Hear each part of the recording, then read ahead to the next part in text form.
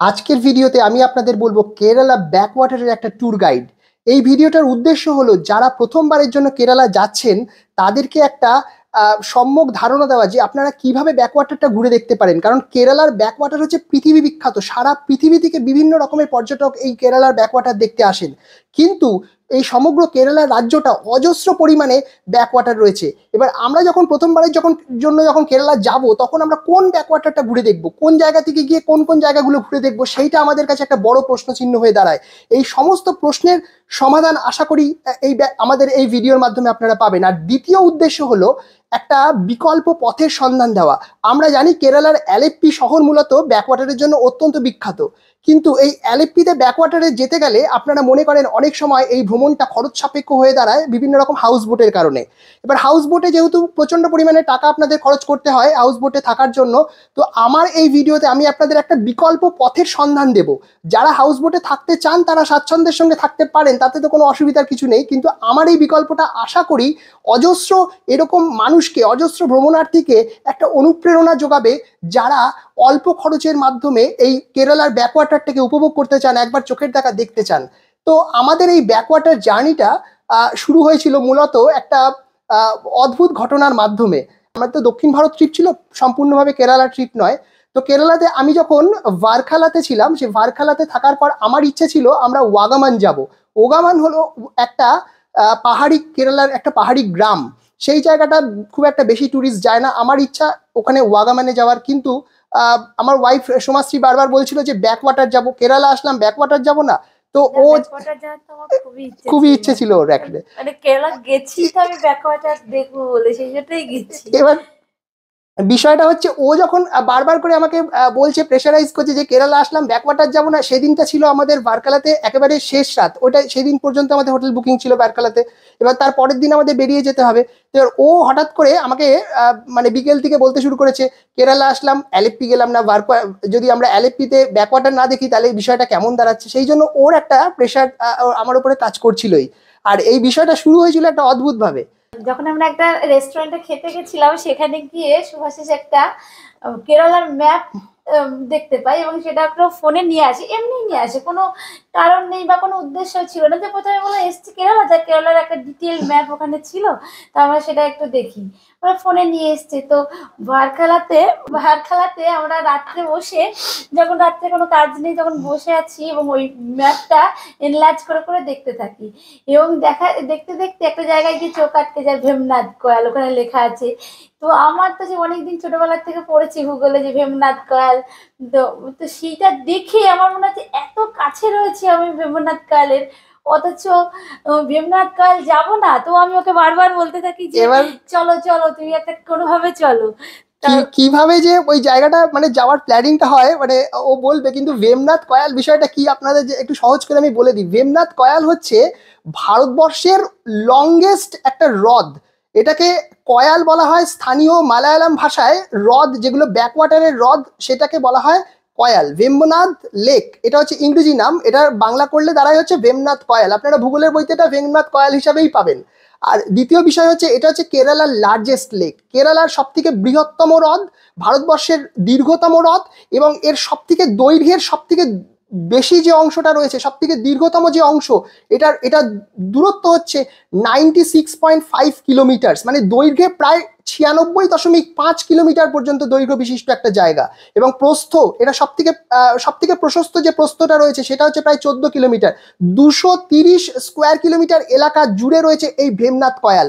এত বড় একটা জিনিস ও যখন আমাকে বলছে কেরালার এত কাছে এসে সেটাতে যাবো না হতে পারে না। সেটা খুবই এক্সাইটেড ছিলাম যে ওখানে যাবো মানে কোনো ভাবে, কিন্তু ও বলছে যে এখন আমরা এখান থেকে বার্কলা থেকে যাওয়ার জন্য, অ্যালেপ্পি যাওয়ার জন্য কোনো টিকিটস নেই। ও অনেক চেষ্টা করছে, আসলে পরের দিনেরই তো টিকিট, আমরা তখন সন্ধ্যেবেলা চেষ্টা করছি পরের দিনের টিকিট, সন্ধ্যাবেলা না রাত 9টা 10টা হবে তখন। হোটেলে গিয়ে চেষ্টা করছি পরের দিনের টিকিট তুমি তৎকালেও পাচ্ছি না, মানে প্রিমিয়াম তৎকাল ওইগুলো টিকিটগুলো অ্যাভেলেবেলই নেই। এবার যাবো কিসে করে?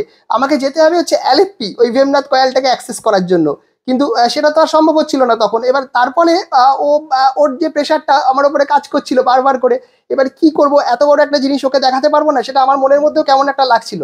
তারপরে এই করতে করতে ও তা আমি তারপরে বললাম হবে না, তো মনটা খারাপ করে আমি আমি ঘুমিয়ে পড়লাম, কিন্তু ওই ম্যাপটা নিয়ে দেখেই গেছে।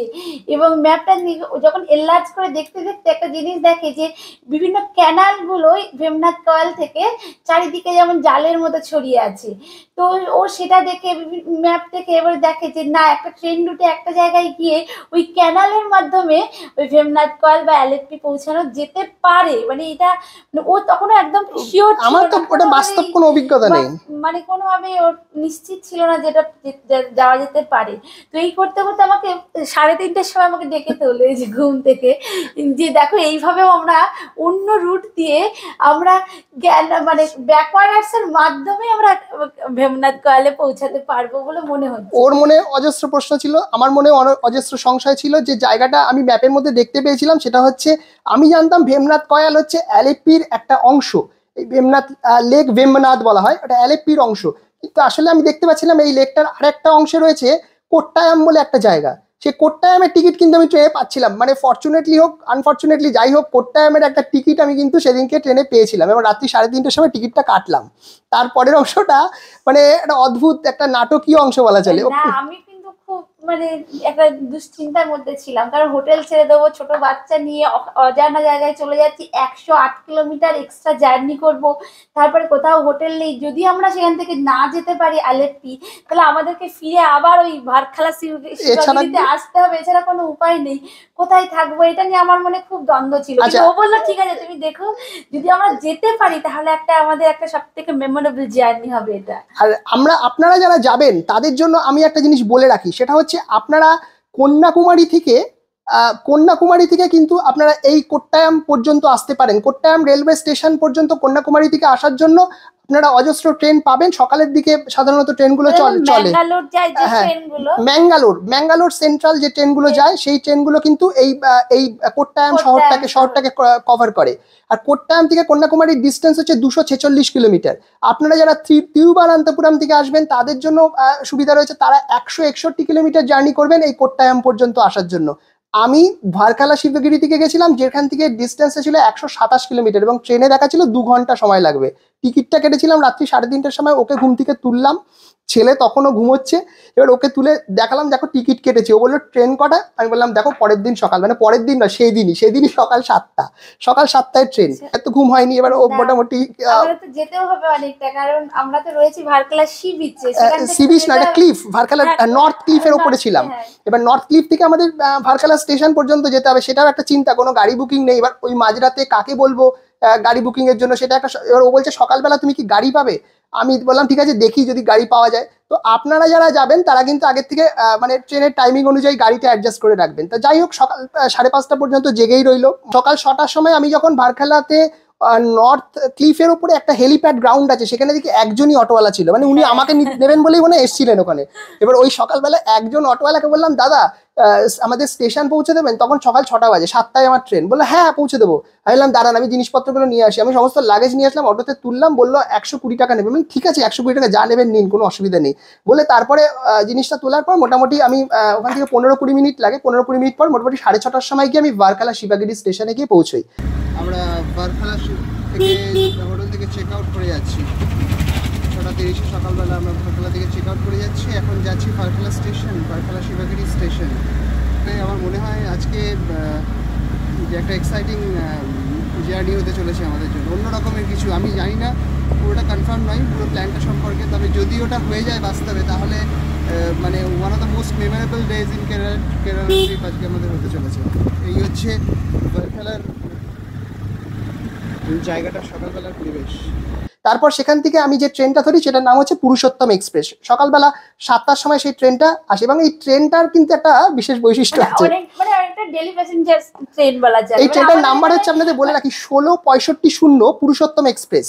1665 পুরুষোত্তম এক্সপ্রেস কন্যাকুমারী থেকে ছাড়ে এবং ম্যাঙ্গালোর সেন্ট্রাল পর্যন্ত যায়। সকাল 7টায় আমার টাইম ছিল ভারখালা শিবগিরিতে এই ট্রেনটা। প্রচুর ডেলি প্যাসেঞ্জার ছিল আমার। অনেকটা আমাদের এখানে এই ব্ল্যাক ডায়মন্ডস বা হাজারদুয়ারি করে যেমন আমরা কলকাতা থেকে সমস্ত ডেলি প্যাসেঞ্জার দেয় না, ওখানে ঠিক ওইরকমই। এবং কোনো টুরিস্ট ছিল না এবং সবই ওখানকার লোকাল স্থানীয় মানুষ।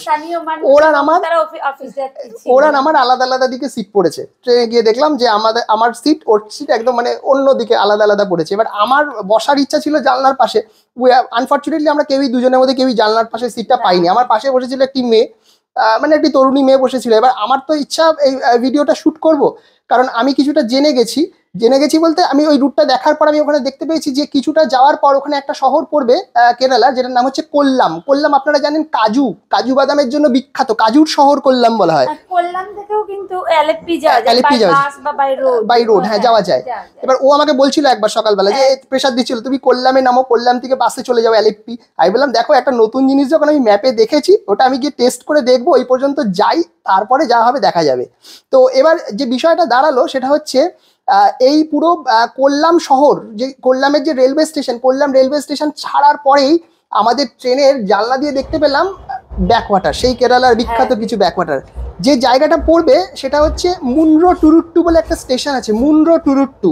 সেটা হচ্ছে মুনরো আইল্যান্ড, কেরালার একটা বিখ্যাত ব্যাকওয়াটার আইল্যান্ড, যেটার নাম হচ্ছে মুনরো আইল্যান্ড। এবং এই ব্যাকওয়াটার আইল্যান্ডটা কিভাবে তৈরি হয়েছে, এখানে একটা লেক রয়েছে যার নাম হচ্ছে লেক অষ্টমুদি, আপনারা জানবেন এই লেকটার নাম। এবং এই লেকটা তো তুমি তো জানো এই লেকটা কি, এটা ভেমনাথ কয়ালের পরেই বড় একটা খুব গুরুত্বপূর্ণ লেক হিসাবে এটাকে ধরা হয়। এটা হচ্ছে লেক অষ্টমুদি। এখানে একটা ব্যাপার রয়েছে, এখানে হচ্ছে কালাড্ডা বলে একটা নদী রয়েছে কেরালার, সেই কালাড্ডা নদী এবং ওই লেক অষ্টমুদি দুটো এসে ওখানে কনফ্লুয়েন্স করেছে, দুটো এসে মিশছে এবং সেই জায়গাতে একটা ম্যানগ্রোভ আইল্যান্ড তৈরি হয়েছে যেটার নাম হচ্ছে মুনরো আইল্যান্ড। এবং ওখানে যেতে গেলে যে একটা স্টেশন পড়ে সেই স্টেশনটা হচ্ছে মুনরো টুরুট্টু, যেটা আমাদের ট্রেনের কোনো স্টপেজ ছিল না। সাধারণত অন্য ছোটখাটো যে মেমু ট্রেন আছে সেগুলো স্টপেজ দেয়। আর যারা অফবিট কেরালা ঘুরতে যেতে চান তাদের জন্য কিন্তু এটা একটা খুব হট ফেভারিট ডেস্টিনেশন হতে পারে মুনরো আইল্যান্ড।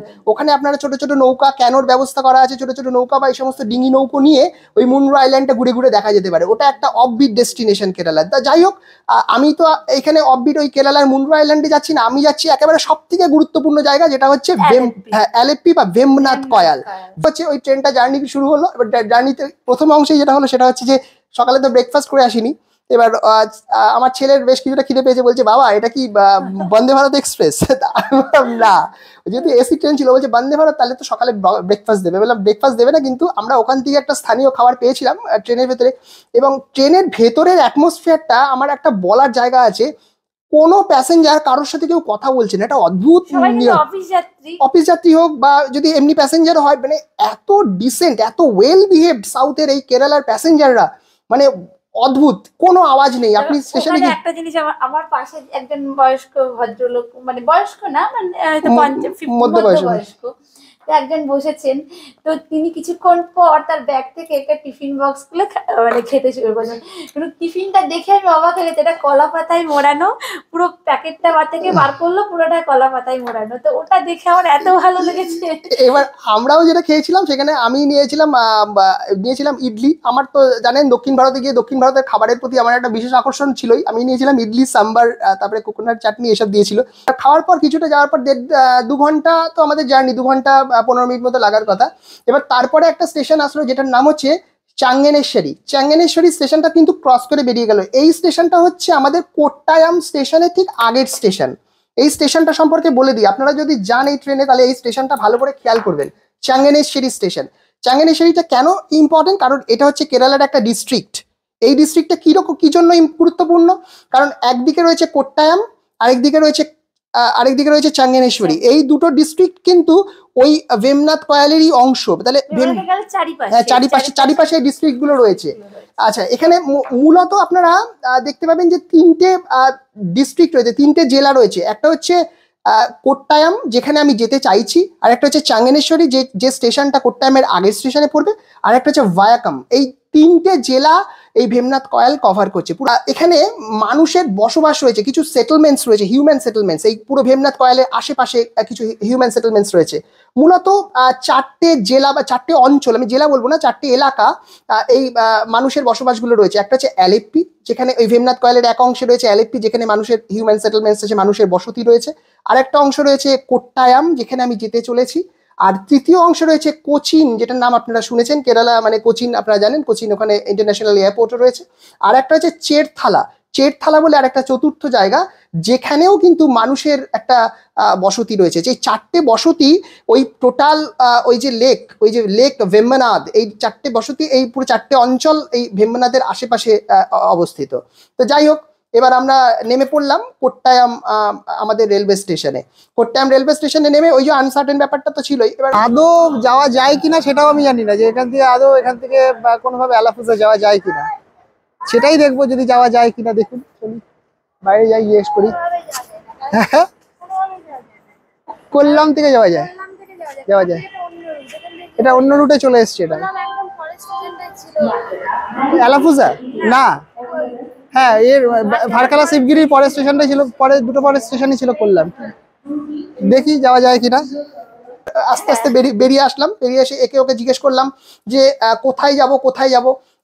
আচ্ছা, এখানে কি আলেপ্পি যাওয়া যায়? প্রথমত তো ভাষার একটা সমস্যা ছিল, মালায়ালাম ভাষায় কথা বলছিলেন ওনারা অনেকে, আমি ইংরেজিতে বলার চেষ্টা করছিলাম, তো ওনারা অনেকেই বুঝতে পারছিলেন না, বা আমি জানি না, সেরকম আমি প্রত্যাশিত উত্তর পাচ্ছিলাম না। তো এই করতে করতে একাধিক অটোওয়ালা এদিক ওদিক জিজ্ঞেস করতে করতে ফেরি বোট জেটি বলছিলাম, ফেরি জেটি বোট জেটি এসব বলতে বলতে একজন বললেন হ্যাঁ একটা বোট জেটি আমি যাব, যেতে পারেন আপনারা। তো আমি বললাম যে তাহলে বোট জেটি আপনি যাবেন? বললো হ্যাঁ যাবো। তা ইংরেজিতে উনি বললেন হ্যাঁ যাবো। আমি বললাম ওখান থেকে কি আলেপ্পি, মানে আলেপ্পি মানে তো ওনারা আবার আলেপ্পি বোঝেন না, এই শব্দটা হচ্ছে ওনাদের কাছে অ্যালাফুজা। তো অ্যালাফুজাতে ওখানে কি যাওয়া যেতে পারে? তখন উনি বললেন যে তিনি এটা জানেন না। যে ও অটো পেয়ে গেছি, অটো। এটা হচ্ছে স্টেশন থেকে কড়িমাথা বোট জেটি যাচ্ছে এখান থেকে। এবার ওখানে বোট জেটিতে গিয়ে এখান থেকে দেখতে হবে যে আমি ওটা আলেপ্পি পৌঁছাতে পারছি কিনা, ওখানে গিয়ে জিজ্ঞেস করতে হবে আর কি। একটা অটো পেয়েছি, উনি বললে যে যাবে, তো যাই দেখি বোট জেটিতে কি পাওয়া যায়।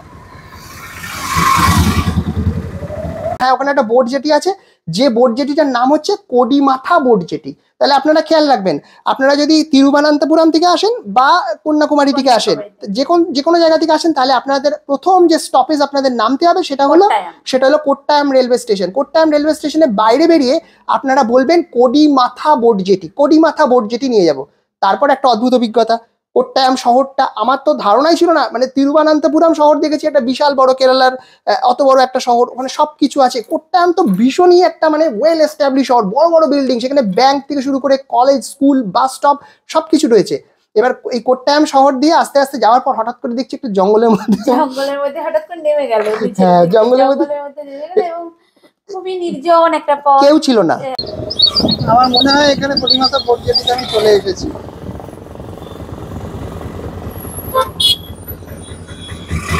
বাবা, কোথা দিয়ে যাচ্ছে?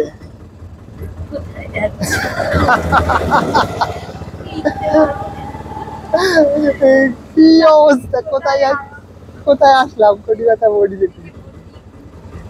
Boat jetty কড়িমাথা।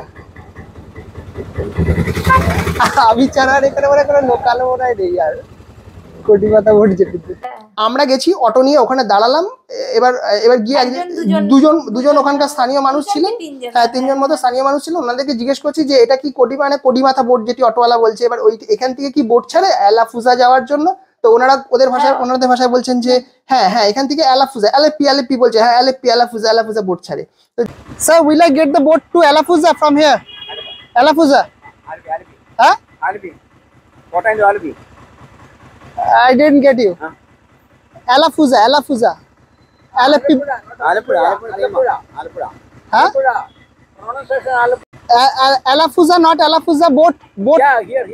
Yeah, Here I will get the 11 o'clock. 11 o'clock. Here I will get the boat to Alafuza. Okay.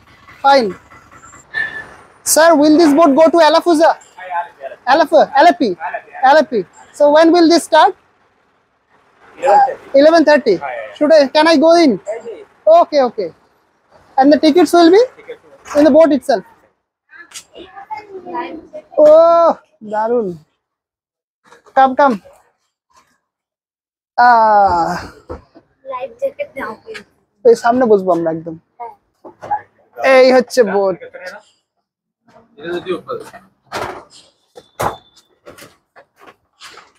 বাহ, very good facilities. এই হচ্ছে বোটে চলে এসেছি আমি। একদম ফার্স্টে বসো, একদম ফার্স্টে বসো।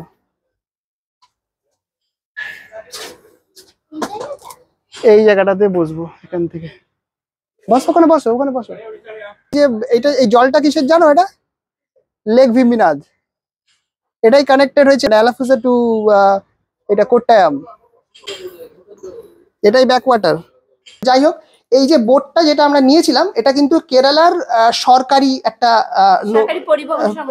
হ্যাঁ জলপথ পরিবহন সংস্থা। আর এটার খরচটা আপনাদের একটু বলে রাখি। এটার খরচ হচ্ছে আমাদের কোট্টায়াম থেকে আমাদের অ্যালাফুজা অর্থাৎ অ্যালেপি পর্যন্ত পৌঁছানোর জন্য আমাদের প্রতি জনের টিকিট মূল্য হচ্ছে 28 টাকা। এবং এই টোটাল জার্নিটা করতে আমাদের সময় নেবে প্রায় 3 ঘন্টা। 3 ঘন্টা জার্নিতে আপনি ব্যাকওয়াটারের এমন এমন গ্রাম দেখতে পাবেন যেটা আমার মানে বিশ্বাস যে আপনারা হাউস বোটে থাকলে দেখতে পাবেন না। এমন এমন জায়গা, এমন এমন গ্রাম না, ওখানকার জনজীবন, মানে এমন ইন্টেরিয়ার পার্টস আপনারা দেখতে পাবেন যেগুলো মানে সাধারণত ট্যুরিস্টদের দৃষ্টিগোচর হয় না। এই জন্য আমি প্রথমেই বলেছিলাম যে এটা অনুপ্রেরণা থাকবে সেই সমস্ত হাজার হাজার কেরালার ভালোবাসে যে সমস্ত পর্যটক, তাদের জন্য একটা বিকল্প পথ যে এই সরকারি পরিবহন ব্যবস্থায় আপনারা যদি এই পডিমাথা বোট জেটি থেকে ব্যাকওয়াটারের মানে সৌন্দর্যটা দেখতে চান তাহলে কিন্তু এটা একটা ভায়াবল অপশন হতে পারে। তো যে এই যে জার্নিটা, এটা আমাদের জীবনের, আমরা তো বিভিন্ন জায়গায় ভারতবর্ষে ঘুরে বেরিয়েছি, তো আমাদের জীবনের একটা অন্যতম সেরা একটা কিছু মুহূর্ত আমরা সেদিনকে পেয়েছিলাম। এবং সব থেকে ইম্পর্টেন্ট যেটা, স্থানীয় মানুষরা আমাদের সাথে বোটে উঠেছিলেন প্রথম। I don't understand what you say. What is your name?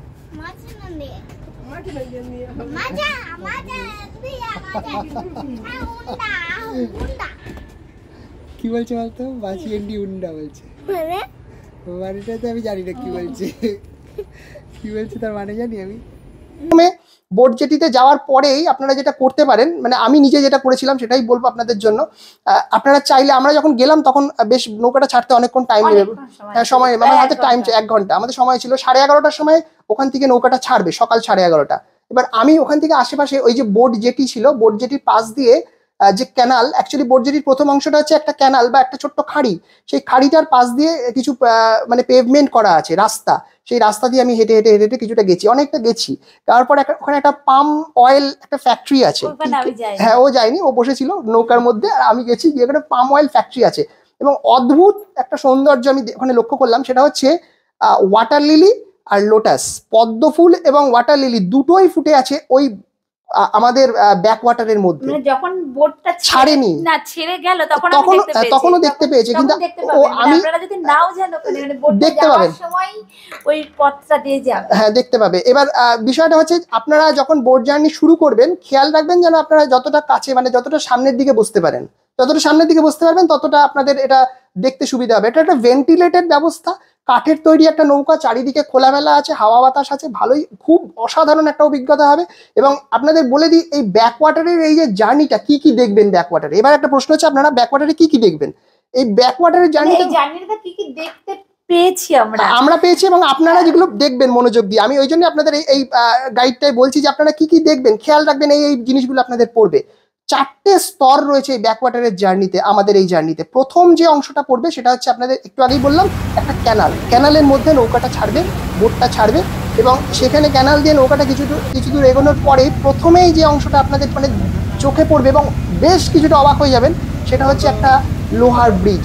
ক্যানালের দুদিকে ছোট ছোট বাড়িঘর, মানে উঁচু টাইপের, হ্যাঁ, বাঁধের মতো দুদিকটা, এবং সেখানে ছোট ছোট একটা করেই বাড়ি পরপর রয়েছে। হ্যাঁ, এবার এই বাড়িগুলোকে এরা যে সংযোগ করবে, মানে ক্যানালের এপাশে ডান দিকে আপনাদের কিছুটা ছোট ছোট গ্রাম বা পাড়া, এপাশে বাঁ দিকেও কিছুটা পাড়া। এবার এদের নিজেদের মধ্যে যে যোগাযোগ ব্যবস্থা করতে হবে, তার জন্য ওখানে রয়েছে একটা ব্রিজ, একটা লোহার ব্রিজ। এবার অদ্ভুত ব্যাপার, যেটা ব্রিজটা তো অনেকটা নিচে ক্যানালের। এবার আমাদের যখন নৌকাটা যাবে, তাহলে ওই নৌকাটা যাওয়ার সময় অদ্ভুত একটা জিনিস লক্ষ্য করলাম, সেটা হচ্ছে ওখানকার একজন মানুষ ওই ব্রিজটা দড়ি দিয়ে টেনে টেনে একদম ওপরে তুলে দিল ব্রিজটা।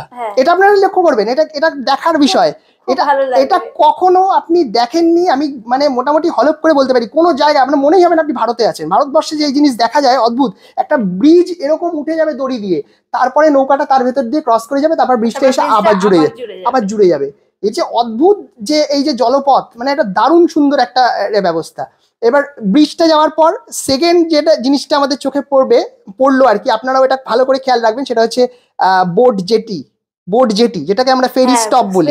মানে অনেকটা আমাদের এখানে মানে বাস স্টপের মধ্যে, যে বাসে করে যাচ্ছে, লোকাল বাস স্টপ গুলো, ছোট ছোট বাস স্টপ থেকে লোক উঠছে, মানে বোটটা ওইভাবে নিয়ে যাচ্ছে, এবং ওখান থেকে ওখানকার স্থানীয় মানুষ যারা ওই পাশাপাশি গ্রামগুলো বা পাড়াগুলোতে রয়েছে, সেখান থেকে ওই বোটে করে যাচ্ছে, এবং ওইভাবে ওরা অ্যালেপ্পি যাবে। অ্যালেপ্পি ওদের প্রধান মানে শহর আর কি। কোট্টায়ামটা একদিকে একটা প্রধান শহর, অন্যদিকে অ্যালেপ্পিটা আর একটা প্রধান শহর। আর একটা জিনিস আমি বলবো, আপনারা যখন অ্যাজ এ ট্যুরিস্ট যাবেন এটা কিন্তু খেয়াল রাখবেন, ওখানকার স্থানীয় মানুষদের অ্যাটিটিউডটা। আমি প্রথমেই যে বোট জেটিতে দেখলাম, প্রথমেই দুজন মহিলা দাঁড়িয়েছিলেন এই বোট জেটিতে, এবং ওনারা, আমি যেহেতু ওখানে ভিডিওগ্রাফি করছিলাম, আমি ছাড়া তো কেউ ছিল না ভিডিওগ্রাফি করার মতো, স্থানীয় মানুষরা ছিল। এবার আমি ভিডিওগ্রাফি করছি, অদ্ভুত মুখে একটা মানে হাসি, সুন্দর মানে এক চিলতে হাসি, যেটা আপনাকে মনে হবে যেন কেরালায় স্বাগত জানাচ্ছে স্থানীয় মানুষদের হাসি। আর দ্বিতীয় যেটা করলেন উনি, মধ্যবয়স্ক মহিলা, কিন্তু 50 ঊর্ধ্বতন বয়স হবে, এরকম এরকম করে হাত নাড়লেন, মানে ওই আমার ক্যামেরার দিকে তাকিয়ে। ওটা আমার এত ভালো লেগেছিল ওই ফিলিংসটা, ওই জায়গাটা, যে ওই অত প্রত্যন্ত একটা ব্যাকওয়াটারের গ্রাম, যেখানে বসবাস করেন মানুষ যাদের সঙ্গে না আমাদের ভাষার কোনো মানে সংযোগ সূত্র আছে, না আমাদের কোনো পূর্ব পরিচয় আছে, তারা যেভাবে আমাকে ওইভাবে মানে হাত নেড়ে মানে আমার সঙ্গে মানে করলেন, মানে ইন্টারাকশন করলেন, আমার দারুণ লেগেছে ওই জায়গাটা। এভাবে ল্যান্ডস্কেপের কিছুটা পরিবর্তন হবে, সেটা কিরকম, সেটা হচ্ছে এই যে জায়গার জলটা, এই মানে আমাদের যে ব্যাকওয়াটারটা, এটা কিন্তু বেশ স্ট্যাগনেন্ট এবং সবুজ জলটা, কিন্তু জলটার মধ্যে কোনো গতিশীলতা নেই, কারেন্ট নেই জলে কোনো। এবার এই যে কারেন্ট নেই, এই জলটা বেশ কিছুটা চলবে, কতগুলো ব্রিজ এরকম একটা একটা করে উঠবে, 2-3টে ব্রিজ যাওয়ার পর তারপরে দেখবেন হঠাৎ করে আপনারা এই যে, এখানে আমি একটা বলো, এখানে দুপাশের যে এই যে বাঁধের মতো উঁচু জায়গায় এবং বাড়িগুলো, এবং সত্যি মানে ছবির মতো এক একটা বাড়ি, এইটা যে আমার এত ভালো লেগেছে। বাড়ির মধ্যেও তার চারিপাশে দুপাশ দিয়ে নারকেল গাছের সারির মধ্যে মধ্যে সেই ছবির মতো একটা সুন্দর করে বাড়ি, এবং বাড়িগুলো ওই টালির ছাদের মতো। বাড়িগুলোর মধ্যে দু রকমের বাড়ি আছে। আমরা ফার্স্ট অংশে আপনারা যেটা দেখবেন, বাড়িগুলো ভালো করে খেয়াল করবেন, কেরালান হাউস আর কি। বাড়িগুলোর প্রথম অংশে মানে ফার্স্ট ফেজে আমরা মানে জার্নি শুরু হওয়ার প্রায় 30 মিনিটের পরে যে বাড়িগুলো পড়বে, সেগুলো প্রত্যেকটা বাড়ি কিন্তু ব্রিক ওয়াল, মানে আমাদের কনক্রিটের দেওয়াল, সাদা রং করা, এবং ওপরগুলো কিন্তু টালি, দোতলা, কিন্তু দুটো তলাতেই ওপরের অংশে টালি, অদ্ভুত সুন্দর বাড়ি। একতলাও আছে, কিন্তু ওই টালির বাড়ি, টালির শেডটা টালির, আর দেওয়ালগুলোর কনক্রিটের সাদা রঙের বাড়ি। এই বাড়িগুলো খুব সুন্দর। একদম প্রথম যখন জার্নিটা শুরু হচ্ছে এবং অনেকটা যাওয়ার পরে দুদিকের বাড়িগুলো দেখতে দেখতে আমার তো মনে হয় আমি একটা ছবির মধ্যে দিয়ে যাচ্ছি, মানে এটা আমি আগে কোনোদিন দেখিনি এবং কোনোদিন এইভাবে দেখতে পাবো এটাও আমি কোনোদিন ভাবিনি। তো মনে হচ্ছে সেই যে ছবি, যে কেরালার যে ছবিগুলো আমরা দেখেছি, তো সেই ছবির মধ্যে দিয়ে একটা চলে যাচ্ছে। এই ছবির মধ্যে দিয়ে যেতে যেতে আপনাদের কাছে সামনেই পড়বে একটা কনক্রিটের ব্রিজ, যে কনক্রিটের ব্রিজটা মানে আড়াআড়ি ভাবে এই ব্যাকওয়াটারের উপর দিয়ে চলে গেছে। আমাদের নৌকাটা কিন্তু কনক্রিটের ব্রিজের নিচ দিয়ে যাবে। লোহার ব্রিজগুলোর পরে 4-5টা লোহার ব্রিজের পরে কনক্রিটের ব্রিজটা খেয়াল করবেন, কারণ কনক্রিটের ব্রিজের পর তারপরে যে হিউম্যান হ্যাবিটেশন, অর্থাৎ মানুষের বাসস্থানগুলো আছে, সেগুলোর মধ্যে একটা মানে একটা রূপান্তর আমি দেখতে পেয়েছিলাম। কারণটা কি, বাড়িগুলো আগেরগুলো দেখলাম সেগুলো হচ্ছে সব ছোট ছোট বাড়ি, টালি দেওয়া। এরপরে কনক্রিটের ওই ব্রিজটা এসে যাওয়ার পর তারপরে যে বাড়িগুলো আসলো, সেগুলো সব ছোট ছোট বাংলো, সব বাংলো। এবার ওখানে কিন্তু ওই টালির শেডটা নেই, ওখানে পুরো একদম সুন্দর সাজানো গোছানো, মানে ফুলের গাছ লাগানো বাংলো, এবং সেই বাংলোগুলো দুটোই ক্যানেলের দুই পাশেই ওই রকম ধরনের বাংলো চলছে। আর ওই রয়েছে সেই কেরালার নারকেল গাছের শাড়ি, ও দুর্দান্ত, মানে আপনাদের প্রতি মুহূর্তে হাতছানি দেবে এই জায়গাগুলো, কিন্তু মানে একদম আমি ছবির মধ্যে দিয়ে যাচ্ছি। এখানে এই একটা অদ্ভুত জিনিস আরেকটা আমার মানে ভালো লেগেছে, সেটা ভীষণই মানে এটা সিগনিফিকেন্ট ব্যাপার, আমিও বলবো আপনারা বিভিন্ন জায়গায় দেখতে পাবেন এটা। এবার এই কনক্রিটের যে ব্রিজটা, সেটা ক্রস করার পর আরেকটা লোহার ব্রিজ আসলো। সেই লোহার ব্রিজটায় দেখলাম দুজন মহিলা। এই লোহার ব্রিজটা তোলা কিন্তু খুব একটা মানে সহজ কাজ নয় আমার ধারণা, কারণ ওটা ভারী তো খুব, দড়ি দিয়ে টেনে টেনে তুলতে হয়, কপি কলের মতো কোনো কিছু মোটর লাগানো আছে, সেটা হাত দিয়ে ম্যানুয়াল লেবার লাগে ওটাতে। এবার দুজন মহিলা, বেশ মধ্যবয়স্ক মহিলা, ওনারা কিন্তু ওইটা তুলছে না। মানে আমার ওই জায়গাটা মানে দারুণ লেগেছে। তার কারণটা কি, কেরালা এমন একটা স্টেট, ভারতবর্ষের মধ্যে এমন একটা রাজ্য, যেখানে মানে শিক্ষার হার মোর দ্যান 90%, এবং এটা আজকে এক বছর না, কয়েক দশক ধরে, যুগ যুগ ধরে ওইটা 90%-এর উপরে একটা শিক্ষিত রাজ্য। তো এবং সেখানে মেয়েরা যেভাবে মানে বেরিয়ে এসে সমাজের মূল স্রোতে এসে ফিজিক্যাল লেবার দিচ্ছে ছেলেদের সাথে, হয়তো দেখা যাবে বাড়ির পুরুষটি মাঠে কাজে গেছে, মাঠের কথা আমি আসছি, মাঠে কাজে কাজে বা কোনো কাজে ব্যস্ত আছে, সেখানে মেয়েটি এসে কিন্তু ওই দড়িটা তুলে ওই ব্রিজটা খুলে দিল যাতে আমাদের এই নৌকাটা যেতে পারে। এই যে ওম্যান এম্পাওয়ারমেন্ট, নারী শক্তির যে উত্থান, সেটা কিন্তু সত্যি ওই কেরালার প্রত্যন্ত ব্যাকওয়াটারে গ্রামে না গেলে কিন্তু মানে আমার মানে এই জায়গাটা কেরালা সম্পর্কে আমার যে শ্রদ্ধা সেটা মানে বহু গুণে বেড়ে গেল। ওই যে মেয়েটা যেভাবে ওইখানে মানে মহিলারা, দুজন মহিলা যেভাবে তুললেন ওই মানে ওই জায়গাটা, ওটা কিন্তু মানে একদম নারী শক্তির উত্থানের একটা চরম মানে একটা উদাহরণ বলা যেতে পারে। আর ওখানে যেটা হচ্ছে, আমরা যে বললাম যে ছোট ছোট যে বোট স্টপ গুলো দেখেছি, সেখানে আমি একটা বোট স্টপের নাম ছিল প্রিয়াঙ্কা।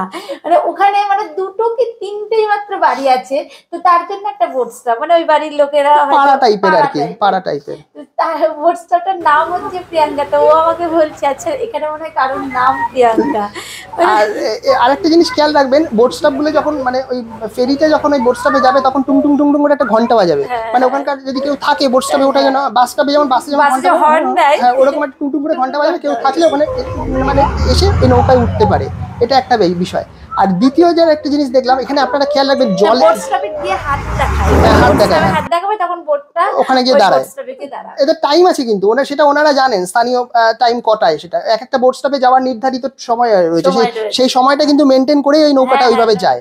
আর আরেকটা জিনিস যেটা দেখলাম সেটা হচ্ছে এই বোট স্টপে যাওয়ার সময় মানে আমাদের এই কনক্রিটের ব্রিজটা পেরোনোর পর আমাদের যে ক্যানেলের যে জলটা, সেই জলের কিন্তু একটা চরিত্রগত পরিবর্তন লক্ষ্য করলাম। সেটা কি, এই জলটা কিন্তু একটু একটু স্রোতযুক্ত জল। আগেরটা যেমন স্ট্যাগনেন্ট ছিল, এই স্ট্যাগনেশনটা কমে গেছে অল্প, আর অতটা সবুজ নয়, হালকা একটু নীলাভ নীলচে সবুজ, মানে নীলচে সবুজ টাইপের জলটার একটা চরিত্র পরিবর্তন হয়েছে। এই জলের চরিত্র পরিবর্তন হওয়ার একটা কারণ রয়েছে। এই কারণটা কি, ওখানে আরো কিছুটা যাওয়ার পর, হয়তো আরো 1 কিলোমিটার যাওয়ার পর সামনেই একটা মাটির একটা ব্লকেজ পড়বে, সেটাকে বলা হয় মাড রেগুলেটর। এটা কেরালার স্থানীয় ভাষায় এটাকে বলা হয় মাড রেগুলেটর। মাড রেগুলেটরটা কি করে বলো তো, কি করে মাড রেগুলেটরটা? ওই ব্যাকিস ওয়াটার এবং যে মিষ্টি জল, মানে একটা হচ্ছে যে আরাবিয়ান সাগরের যে নোনা জল, আরাবিয়ান সাগরের মানে আরব সাগরের যে নোনা জল, আর একটা হচ্ছে আমাদের যে বিভিন্ন যে নদীগুলো আছে তার যে মিষ্টি জল বা ফ্রেশ ওয়াটার, এই দুটো জল মিশছে তো ব্যাক ওয়াটারে এসে। এবার ওই ব্যাক ওয়াটারে দুটো জলকে যাতে মিশতে না পারে তার জন্য ওই মাড রেগুলেটর বা একটা বাঁধ দিয়েছেন। এটা মানুষের একটা ইন্টারভেনশন প্রকৃতির ওপর। কেন বাদ দিয়েছে, এইবার এইটা কেন বাদ দিয়েছে এই প্রশ্নটার উত্তর খুঁজতে গেলে আপনাদের দেখতে হবে এই আমাদের যাওয়ার পথেই পড়বে আপনাদের এই ক্যানেলের দুই পাশের জমিগুলোকে।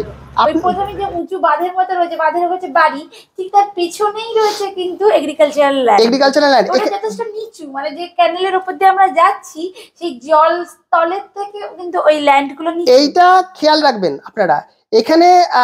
এখানে হচ্ছে যে বাঁধটা ওরা দিয়েছে, এই বাঁধটার নাম হচ্ছে স্থানীয় মালায়ালাম ভাষায় থানের মুক্কাম।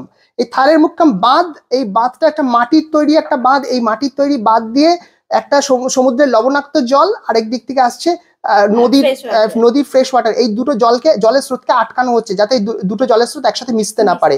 এবার এই যে কৃষি জমিগুলো রয়েছে, কৃষি জমিগুলো খুবই সিগনিফিকেন্ট। এগুলোকে বলা হয় কেরালার রাইস বাউল অফ কেরালা, মানে কেরালার ধানের ভান্ডার। এত ফার্টাইল এই জমি, ভীষণ ফার্টাইল। এইটাকে স্থানীয় কেরালার ভাষায় বলা হয় কুট্টানাদ। কুট্টানাদ, KUTTANAD, কুট্টানাদ মানে হচ্ছে এখানকার যে জমিগুলো রয়েছে সেগুলো সমুদ্রের যে জলস্তর তার থেকেও কিন্তু নিচে। সমুদ্রের জলস্তর আমাদের ক্যানেলের যে ব্যাকওয়াটারের জলস্তর তার সমান। এই কুট্টানাদ বা এই কৃষি জমিগুলো তার থেকে 4 থেকে 10 ফুট নিচে। তাহলে এটা হচ্ছে ভারতবর্ষের লোয়েস্ট অল্টিটিউড এগ্রিকালচারাল ল্যান্ড। খেয়াল রাখবেন, এটা খুব সিগনিফিকেন্ট। সারা ভারতে আপনি খুঁজলে কোথাও পাবেন না। কয়ালগুলো থেকে মানে ওই লেকগুলো থেকে এগুলো পুনরুদ্ধার করা। এইবার এইটার তৈরি হলো কিভাবে? এটা তৈরি হলো হচ্ছে, এইটাকে বলা হয় ল্যান্ড রিক্লেমেশন বা এই যে কয়াল বা ভেমনাদ লেক, এই ভেমনাদ লেকের যে অগভীর অংশ, সেই অগভীর অংশ থেকে জমিগুলোকে পুনরুদ্ধার করেছেন এই ব্যাকওয়াটারের স্থানীয় প্রাচীন অধিবাসীরা। এবং এটা বিভিন্ন ফেজে হয়েছে। 1868 সাল থেকে এটা প্রথম শুরু হয়। 1867 থেকে 3টে ফেজে এই জমিগুলো পুনরুদ্ধার করা হয়েছে। এটা বলে দিই, এটা কিন্তু প্রকৃতির ওপর মানুষের একটা হস্তক্ষেপও বটে। কারণ এই যে ভেমনাথ কয়ালের যে পুরো যে মানে অংশটা ছিল, সেখান থেকে প্রচুর পরিমাণে জমি এই হ্রদের গর্ভ থেকে আস্তে আস্তে তুলে এনে ব্রিটিশ পিরিয়ডে শুরু হয়েছিল 1868 সালে। যে ওই যেভাবে নেদারল্যান্ডসে সমুদ্র থেকে জমি পুনরুদ্ধার করা হয়েছে, এখানেও ঠিক তাই। ওই ভেমনাথ হ্রদের ভিতর থেকে জমিগুলোকে 1866 সাল থেকে 68 সালের মধ্যে এই অংশটার প্রথম মানে এই হ্রদের জমির পুনরুদ্ধার শুরু হয়।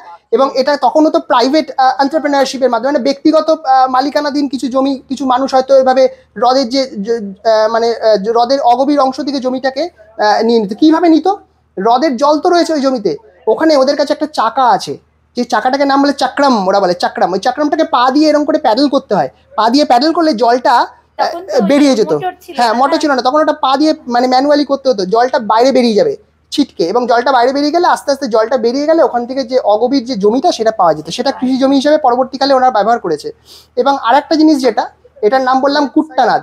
কুট্টানাদ শব্দটা এসেছে হচ্ছে কেরালার স্থানীয় একটা মালায়ালাম শব্দ আছে যার নাম হচ্ছে চুট্টানাদ। চুট্টানাদ মানেটা কি? বার্ন ফরেস্ট, মানে পুড়ে যাওয়া জঙ্গল। আসলে মনে হয় যে ব্যাকওয়াটারটা থেকে যখন এই জমিগুলোকে উদ্ধার করা হয় তার পরবর্তী অংশে ফেলে রাখা হয়, তার ফলে ওখানে প্রচুর জঙ্গল গাছগাছালি হয়ে যায়।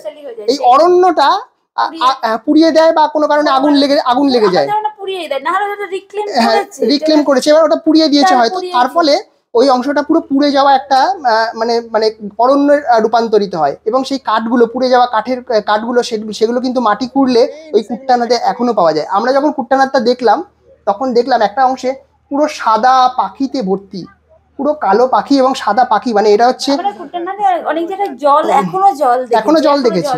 ওই চাষের জমির মধ্যে আপনারা দেখতে পাবেন প্রচুর পাখি, সাদা পাখি, কালো পাখি। এবং বলে দিই আপনাদের, এই ভেমনাথ কয়ালে প্রায় 2000 পাখির কিন্তু বাস। কালো কালো পাখি আছে, সাদা সাদা পাখি আছে, এবং হাঁস রয়েছে স্থানীয় মানে কেরালার যে হাঁস বা ডাকস সেগুলো রয়েছে। এটা হচ্ছে প্রায় 2000 পাখির বাসস্থান এই কুট্টানাদটা। কুট্টানাদ শুধু নয়, এবং এই পুরো ব্যাকওয়াটারটা, এটা ভারতবর্ষের তৃতীয় পাখিদের বৃহত্তম বাসস্থান হিসেবে ধরে নেওয়া হয়। এই কুট্টানাদের যাওয়ার সময় আমরা দেখলাম যে একজন স্থানীয় বয়স্ক মানুষ, উনি কেন নিয়ে পাশ দিয়ে ছোট্ট একটা ডিঙি নৌকা নিয়ে পাশ দিয়ে ক্রস করছেন। দারুণ লেগেছিল, কারণ ওটা ওনাদের কাছে প্রাইভেট কমিউনিকেশনের মাধ্যম। দাঁড়িয়ে থাকতে দেখেছি, চলতে দেখিনি। এই সিনেমায়, হিন্দি সিনেমায় দেখানো আছে যে ময়ূরপঙ্খীর মতো যে সরু সরু যে কেরলিয়ান যে বোট, ওই বোটগুলো আমি পাশে এই ক্যানালের পাশে আমি দাঁড়িয়ে থাকতে দেখেছি। আর একটা জিনিস দেখেছি, সেটা হচ্ছে স্কুলের বাচ্চাদের। এটা একটা খুব মানে সিগনিফিকেন্ট আমার কাছে লেগেছে, যে স্কুলের বাচ্চা, মানে ওই প্রত্যন্ত জায়গায় কেরালার নিশ্চিতভাবেই গভর্নমেন্ট স্কুল আছে এবং স্কুলের খুব বেশি আছে তা নয়, স্কুলের বাচ্চারা ফিরে আসছে। আমাদের তখন 12:30 1টা এরকম টাইম হবে, মানে স্কুল শেষ হয়ে গেছে, ওরা তখন ওইখান দিয়ে ফিরে আসছে। সেই জায়গাটা দেখেছি আমরা, স্কুলের ড্রেস পরে আছে ছেলে মেয়েরা, তারা ফিরে আসছে। এবং এখানে যে মানে সংলগ্ন যে বোট স্টপটা অদ্ভুতভাবে লক্ষ্য করলাম, সেখানে 4 জন ইউরোপিয়ান পর্যটক। এটা সবথেকে মানে গুরুত্বপূর্ণ যে আমরা ওখানে কিন্তু আমাদের ভারতীয় কোনো পর্যটকদের দেখিনি, স্থানীয় মানুষ, সবাই স্থানীয় মানুষ, কোনো পর্যটক নেই। কিন্তু ওখানে ইউরোপিয়ান পর্যটকরা কিন্তু ওইখানে ওইভাবে ওই বোটের মাধ্যমে বোটটাকে অ্যাক্সেস করছে। যাওয়ারই কথা, তার কারণটা হচ্ছে এই যে মানে ভেমনাথ কয়াল, এটাকে বলা হয় ভারতবর্ষের, আমি বললাম যে এটা হচ্ছে ভারতবর্ষের লংগেস্ট লেক। এবং এটা যে টোটাল যে বিস্তৃতি হচ্ছে 230 স্কোয়ার কিলোমিটার। এটা 1968 সালে যখন পরিমাপ করা হয় তখন এটা ছিল 230 স্কোয়ার কিলোমিটার। তারপরে কিন্তু 1983 সালে যখন স্কোয়ার কিলোমিটার মাপা হয় তখন সেটা দাঁড়ায় 179 স্কোয়ার কিলোমিটার। 230 179, বাকি জমিটা রিক্লেম করা হয়েছে। 37% রিডাকশন, মানে টোটাল ভেমনাথ কয়ালের 37% মানে অংশ কমে গেছে। এইটা কিন্তু মানুষের একটা, বারবার বলছি আপনাদের, এটা একটা মানুষের হস্তক্ষেপ প্রকৃতির উপর। এটা একটা ইকোলজিক্যাল কনসার্ন, মানে একটা পরিবেশগত ভারসাম্য মানে অস্থিরতা তৈরি হওয়ার একটা কারণ রয়েছে। সেই জন্য এই জায়গাগুলোকে রামসার কনভেনশনের মাধ্যমে এটাকে সংরক্ষিত জলভূমিতে ঘোষণা করা হয়েছে। মানে ভারত সরকার কেরালার যে ব্যাকওয়াটার, বিশেষ করে এই যে নতুন করে আর ওখান থেকে পুনরুদ্ধার করা যাবে না, এটা একটা সরকার একটা ইনিশিয়েটিভ নিয়েছে, যাতে এই রামসার কনভেনশনের পর বলা হয়েছে যে এই মানে এই জলভাগের কোনো অংশ আর পুনরায় কোনো মানুষ নিতে পারবে না। প্রথম যখন আমাদের জার্নিটা শুরু হয় তখন তো একটা স্থির একটা কানালের মধ্যে দিয়ে আমাদের ফেরিটা যাচ্ছে, কিন্তু কিছু দূর যাওয়ার পর প্রায় 1-1.5 ঘন্টা যাওয়ার দেড় পর, ঘন্টা 1.5 প্রায়। ঘন্টা যাওয়ার পর তো সেই সরু ক্যানালটা আস্তে আস্তে বিস্তৃত হতে থাকে এবং ওইটা হচ্ছে চারিদিকে যত দূর আমরা দেখতে পাচ্ছি তত দূর শুধু জল আর জল। দিগন্ত রেখা, দিগন্ত নারকেল রেখা, গাছ, দিগন্ত রেখায় শুধু নারকেল গাছ দেখা যাচ্ছে। আর হচ্ছে আকাশ মিশে গেছে পুরো কয়ালের জলের তখন সাথে। কিন্তু সত্যি কথা বলতে আমার খুব ভয় লাগছিল, কারণ আর আমরা কোনো ঢেউ তো ওখানে, ওই অংশটা ঢেউ আছে। ঢেউ আছে। ওইটা লক্ষ্য করবেন যে জলের যে প্রকৃতিগত চরিত্রগত পরিবর্তন বা প্রকৃতিগত পরিবর্তন সেটা কিন্তু খুব সিগনিফিকেন্ট। প্রথম অংশে স্ট্যাগনেন্ট, একদম জমা জলটা কিছুটা, তারপরের অংশে স্ট্যাগনেশনটা কম, মানে এই জমাট ভাবটা কম, মানে জলটা হালকা হালকা হয়তো একটু একটু ঢেউ খেলছে। তারপরের অংশে স্রোত আছে, তারপরের অংশে ভেমনাথ কয়াল, যেখানে যেখানে ভেমনাথ লেক, ভেমনাথ যেখানে আমরা গিয়ে পড়বো, সেই অংশে প্রচন্ড উত্তাল ঢেউ, মানে সমুদ্রের মাঝখানটা যেরকম থাকে এরকম একটা নৌকাটা দুলছিল, খুবই সুন্দর লাগছিল ওই জায়গাটা। তাহলে ভেমনাথ কয়ালের এই অংশটা কিন্তু দেখা যাচ্ছে যে নৌকাটা এরকম এরকম করে দুলছে, নৌকাটা যখন দুলছে তখন কিন্তু মানে একটু একটু ভয়ও লাগবে আপনাদের, একটু ভয় লাগে, আমার কিন্তু খুবই ভালোই ভয় লাগবে। লেগেছে। আমার তো খুবই ভয় লেগেছে, কারণ কিন্তু চারিদিকে যা দেখছি শুধু ঢেউ দুলছে, নৌকা বেশ ভালো দুলছে, নৌকা তো নয় ফেরি মানে দুলছে, এবং চারিদিকে শুধু জলরাশি আর জলরাশি, মানে আমি বলবো যে ওখানে কিন্তু লাইফ জ্যাকেট আছে, আপনাদের পরার দর, মানে যেহেতু ওরা স্থানীয় বাসিন্দারা যাওয়া আসা করেন, ওনারা লাইফ জ্যাকেট কেউ ব্যবহার করেন না। লাইফ জ্যাকেট আছে নৌকাটার মধ্যে লাইফ জ্যাকেট আছে, এবং যেহেতু খুব মানে সরকারি নৌকা, মানে ওরা খুবই প্রশিক্ষিত ড্রাইভাররাই চালাচ্ছে, সুতরাং ভয়ের কিছু নেই, আপনারা উপভোগ করবেন, এটা একদম দুর্দান্ত। আমার মনে হয় ভয় লাগে তখন লাইফ জ্যাকেট পরবেন, কিন্তু আমার মনে হয় না পরলেও কোনো কিছু নেই, কারণ এটা খুবই দক্ষ একজন বোট চালক, নৌকা চালক, তিনিই চালাবেন। আর দ্বিতীয় বিষয়টা যেটা, মানে এইভাবে কিছুটা যাওয়ার পর আমরা দেখতে পাবো দুদিকে দুটো মানে ব্যারিয়ার বা একটা পিলার আছে, ওটাকে বলে ডিমার্কেশন পিলার। ওই ডিমার্কেশন পিলারটা প্রায় 2.5 ঘন্টা জার্নি করার পর পাবেন।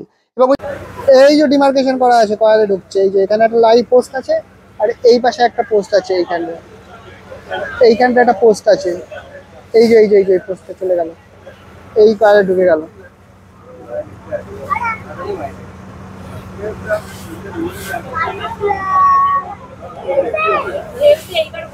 হ্যাঁ, এইবার ঢেউটা আছে।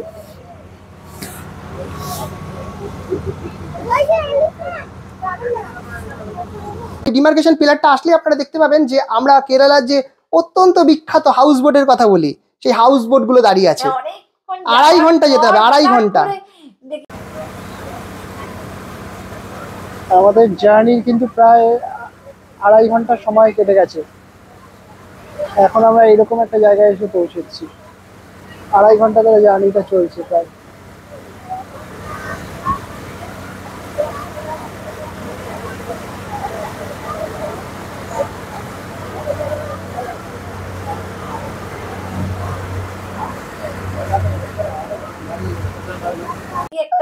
একটা প্রথম ফার্স্ট দেখতে পাই হাউস বোট, একটা হাউস বোট আসছে, তো তখন আমি তো খুব এক্সাইটেড, এই দেখো দেখেছি এইবার আমরা আলেপ্পি বলছি।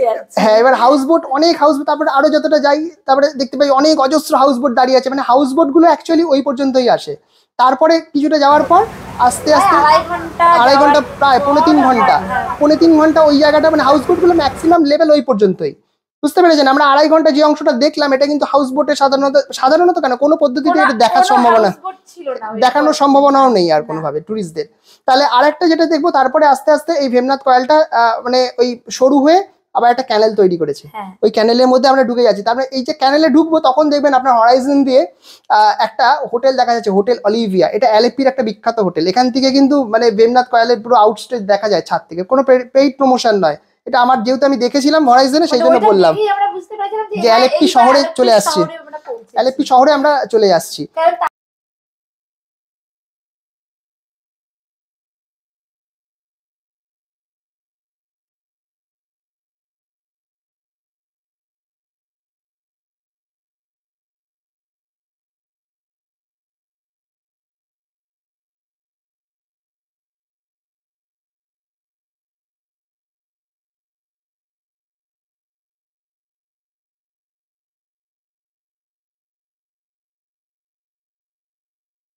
তার আগে শুধু জল আর জলই দেখেছি। আর তারপরে আরেকটা জিনিস গুরুত্বপূর্ণ হলো, ইন দ্য মিন ওয়াইল আমরা মানে আমাদের যে কন্ডাক্টর আছেন উনি যে টিকিট কিন্তু এইখানকার যে নৌকার যে টিকিট সেটা কিন্তু নৌকার মধ্যেই করেন, উনি এসেছিলেন একবার, ও দেখেছে, ও ও আমাকে ডেকেছে, এবার আমি একটা কি মানে ছবি তুলছিলাম, ছবি ভিডিও করছিলাম, এবার কন্ডাক্টর আমাকে দেখেছে, আমরা যেহেতু বাইরে থেকে এসেছি, এবার উনি এত ভদ্র মানে মানুষ হিসাবে উনি আমাকে ডিস্টার্ব করেননি, মানে টিকিট জানিনি আমার কাছে এসে দাঁড়িয়েছে, আমি ভিডিও করছি দেখে উনি মানে ব্যাক করে চলে গেছে, যার ফলে আমাদের ওই পুরো জার্নিতে কোনো টিকিট কাটা হয়নি। তারপরে লাস্টে আমি যখন যাচ্ছি তখন কন্ডাক্টরকে টিকিট নিতে বলেছি, এবার ওদের তখন অলরেডি ডিউটি শিফট চেঞ্জ হয়ে গেছে, ওরা অদ্ভুত একটা ব্যাপার, আমি তো বুঝতে পারিনি মানে।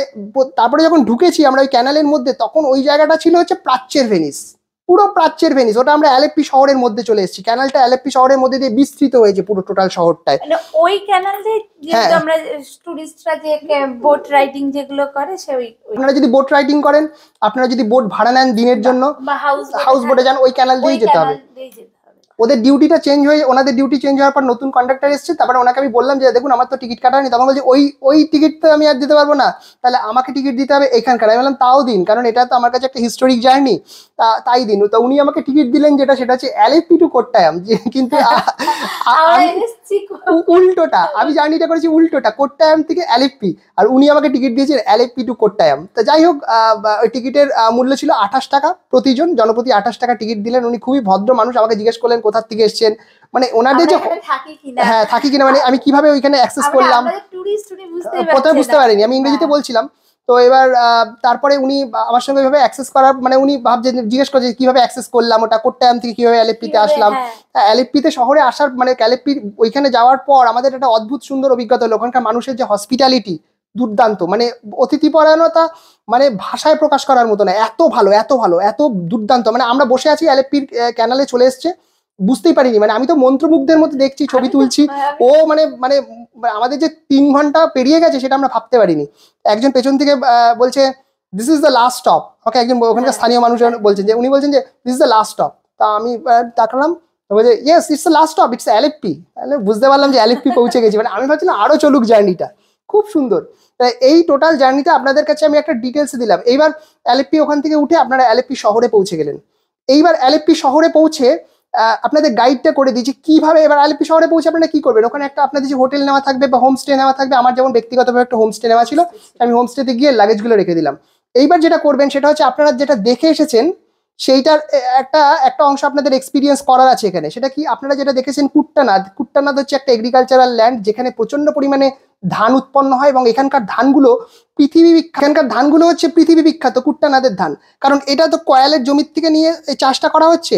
এবার এই ধানগুলো কিরকম, কেরালার চাল কিন্তু একদম অন্য রকমের। আমার সেটা টেস্ট করার একদম ইচ্ছে ছিল এবং আমি তাই করেছি। লাগেজটা ওখানে রেখে ওখানে একটা অটো আমি ওখানে ভাড়া করেছি, অটোটা ভাড়া নিয়েছিল 100 টাকা, এবং ভাড়া নিয়ে ওখানে আমি একটা রেস্টুরেন্টে যাই, যেটা কেরালার অ্যালেপ্পিতে একটা অত্যন্ত বিখ্যাত রেস্টুরেন্ট, যেটা কেরালান থালি পাওয়া যায়। রেস্টুরেন্টের নাম হচ্ছে ক্যাসিয়া। এই ক্যাসিয়া যাওয়ার রাস্তাটা কিন্তু দুর্দান্ত সুন্দর, অসাধারণ সুন্দর ক্যাসিয়া যাওয়ার এই রাস্তাটা। চলে এলাম ক্যাসিয়া, চলে এসেছি ক্যাসিয়া রেস্টুরেন্ট। এটা এখানে কেরালা থালি পাওয়া যায়, অলরেডি দিয়ে দিয়েছি। আর রেস্টুরেন্টের ভেতরটা আপনাদের একটু দেখিয়ে আনি, দেখুন এখানটা এরকম হচ্ছে অ্যাটমসফিয়ারটা। ক্যাসিয়া, ওয়াও, আর্কিটেকচারটা দেখুন, লুক এট দ্য আর্কিটেকচার। ওপরেও বসতে পারা যায়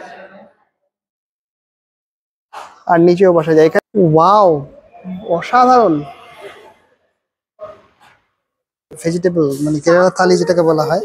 আর এই হচ্ছে এখানে বিখ্যাত যেটা চাল, কেরালার চাল দেখুন, একদম মুড়ির মতো দেখতে।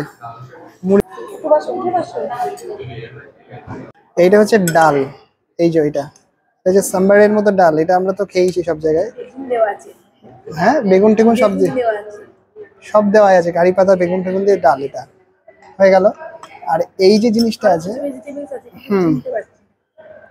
এটা হচ্ছে সেই তরকারিটা যেটা আমরা তামিলনাড়ুতে খেয়েছিলাম, সেই জিনিসটা নারকোল দিয়ে তামিলনাড়ুতে খেয়েছিলাম, ওই যে তরকারিটা এখানে নিলাম অর্ধেকটা।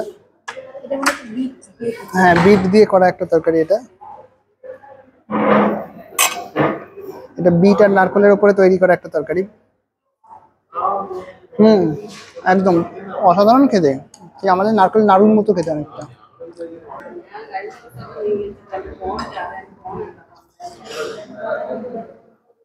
ওয়াও, এটা আমি বুঝতে পারছি না, তবে এটা প্রচুর মশলা টশলা দিয়ে করা একটা জিনিস আর কি। অনেক মশলা আছে, আমাদের সেই ডিম কারি এক কারির মতো অনেকটা, কিন্তু ভেজিটেবল এটা। এর গ্রেভিটাই খাবার মতো। এখানে একটু নিলাম এটা, আরো অনেক আইটেম আছে এখানে, দেখি একটুখানি এটা খেয়ে। ও, এটা একটু দুর্দান্ত দেখতে। এটা বিটের আচার, আচার আচার। এটা সব মেশালে হবে না, এগুলো আলাদা আলাদা করে দিয়ে দিয়ে টেস্ট করতে হবে ফুডগুলো, বুঝেছো? হ্যাঁ, বিটের আচার খুব ঝাল, সেই যেমন আমাদের সেই আমের আচার হয় ঠিক ওই রকম সেম। এটা কতগুলো সেই পেঁয়াজের কলি টলি দিয়ে একটা ভাজা মতো তরকারি, ভালো, এটা খুব সুন্দর। আমার ভালো লেগেছে সব থেকে এইটা আর এইটা, এই দুটো টেস্ট অসাধারণ। আর এটাতে আমরা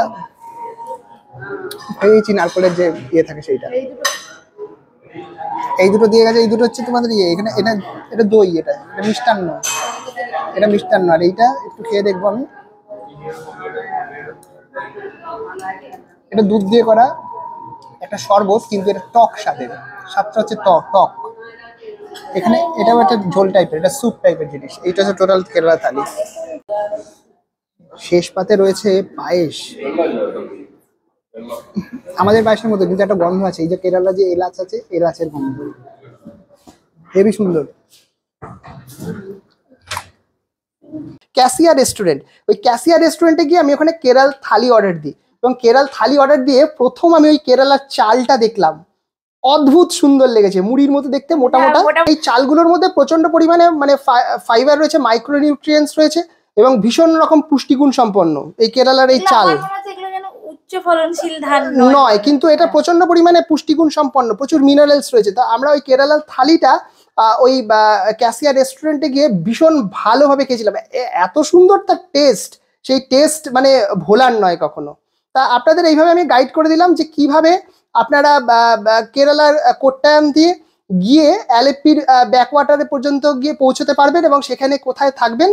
আপনারা এখানে অ্যালেপ্পিতে অজস্র হোটেল রয়েছে, হোটেল হোমস্টে, যে কোনো জিনিস আপনারা আগের থেকে বুক করে যেতে পারেন, বা ওখানে গিয়েও বুক করতে পারেন, অসুবিধা কিছু নেই। ওখানে খাওয়া দাওয়া, ওখানে অ্যালেপ্পি সি বিচ আছে, সেটা আপনারা। এইটা যেটা দেখছেন, এই যে জিনিসটা, এটার নাম হচ্ছে পায়ার, PIER, পায়ার। এটা কিন্তু ভারতের অন্য কোনো বিচে আপনারা দেখতে পাবেন না। এইটা শুধুমাত্র কিন্তু একটা নৌকা বা জাহাজের খুঁটি বাঁধার জায়গা নয়। আয়ারল্যান্ডে যারা গলওয়ে বা কোনেমারা সম্পর্কে যাদের আইডিয়া আছে আয়ারল্যান্ডে, তারা কিন্তু জানে এই পায়ারটা কি। এই পায়ারটা মায়েদের কাছে কিন্তু একটা বিশেষ রকমের আবেগ বহন করে। মৎস্যজীবী পরিবারের ছেলেরা যখন জাহাজে বা নৌকা করে সমুদ্রে মাছ ধরতে যায়, তখন এই পায়ার থেকে, খুঁটি থেকে নৌকাটা খুলে নিয়ে যায়। পায়ারের মধ্যে লাগানো দড়িটা মায়ের কাছে একটা আবেগ।